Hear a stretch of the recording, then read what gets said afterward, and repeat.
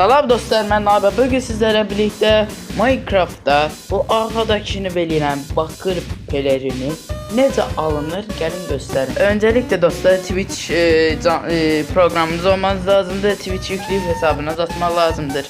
Daha sonra Twitch'e girin, browserda bir dənə Minecraft yazırsınız və istədiyiniz canlı yayıma girirsiniz.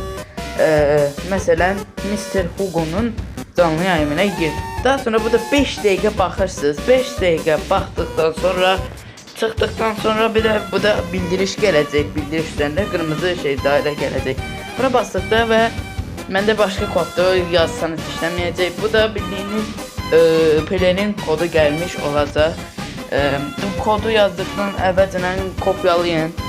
Mən screen elədim.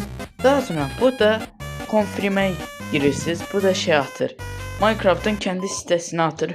O geldiği kodunu aynı şekilde yazırsınız ve atacak Microsoft hesabı. Ya Microsoft'ta atacak, Microsoft hesabınız olmaz lazımdı. Açtıktan sonra pelerin altta confirm var, yaşıl buton. Ona bastıktan sonra ve peleriniz Minecraft'a gelmiş olacak. Ben Bedrock dedim, yani telefondakini dedim. Java'nı bilmirəm. Java necə eləyirəm bilmirəm. Və sağ olun, görüşərək, bay bay.